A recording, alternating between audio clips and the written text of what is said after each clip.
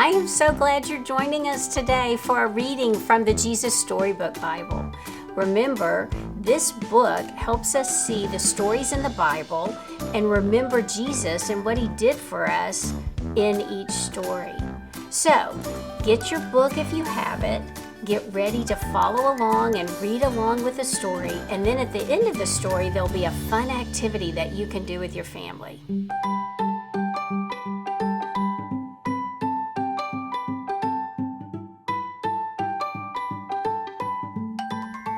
God to the rescue.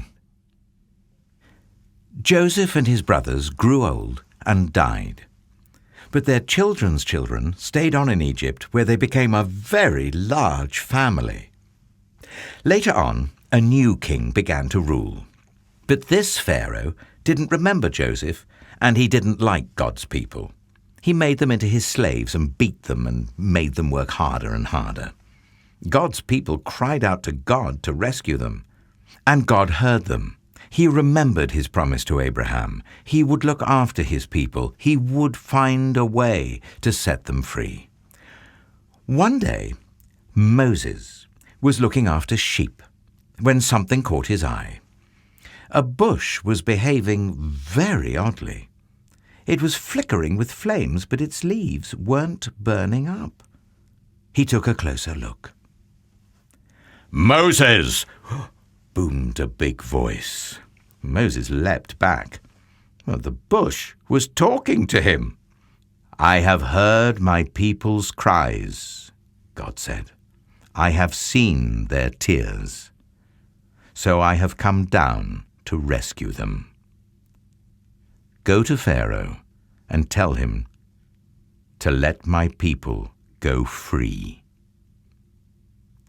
Moses was afraid, but God said, "I will be with you."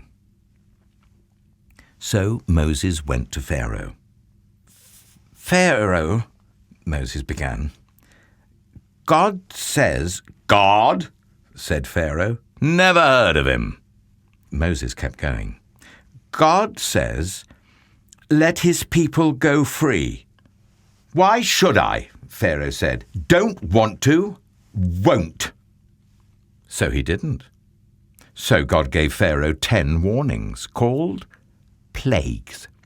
First, God turned the river Nile into blood. No one could drink the water. But still Pharaoh would not let them go. So God made frogs come hopping and leaping and jumping. In your bed frogs, in your hair frogs, in your soup frogs, all over everywhere frogs. "Make them go away!" Pharaoh screamed. "Then your people can go." So God took the frogs away. But Pharaoh changed his mind. "You can't go," he said. Then God sent zillions of gnats. But still Pharaoh said no. So then God sent swarms of flies, flies buzzing in your eyes, flies. And after that, sickness, and horrible boils, and huge hailstones, and a storm of locusts. Then darkness when it should have been day, until it seemed that the whole world, creation, everything was coming undone, falling back into darkness and emptiness and nothingness. But each time Pharaoh said, "Make it stop and then I'll let them go." And each time when God made it stop, Pharaoh changed his mind and said, "Actually, no, you can't go." Well, finally Moses warned Pharaoh, "Obey God, or he will have to send the worst thing of all." And Pharaoh just laughed. So God said, "The oldest boy in each family of Egypt must die, but my people will be safe." God told his people to take their best lamb, to kill it, and to put some of its blood on their front doors. "When God passes over your house," Moses explained, "God will see the blood and know that the lamb died instead of you." That night, it was just as God had said. Suddenly, piercing the darkness, echoing down the corridors of the palace, came a blood-curdling scream. Pharaoh's oldest son had died. At last, Pharaoh did what God said. "Get out!" Pharaoh shouted. "Just go!" And so, that very night, Moses and God's people fled out of Egypt and out of slavery. They were free at last. God's people would always remember this great rescue and call it Passover. But an even greater rescue was coming. Many years later, God was going to do it again. He was going to come down once more to rescue his people. But this time, God was going to set them free forever and ever. Okay, so now you've heard about Moses and the burning bush. That's pretty phenomenal that bush was on fire, but it didn't burn. And that's how God was talking to Moses. So what I want you to do now is gather just a few simple supplies. I would get a plastic cup. If you don't have one at home, that's fine. Maybe an empty toilet paper roll or a paper towel roll that you can cut in half, something that is a round shape, because this is going to be our bush. Next, what you're going to do is get some paper.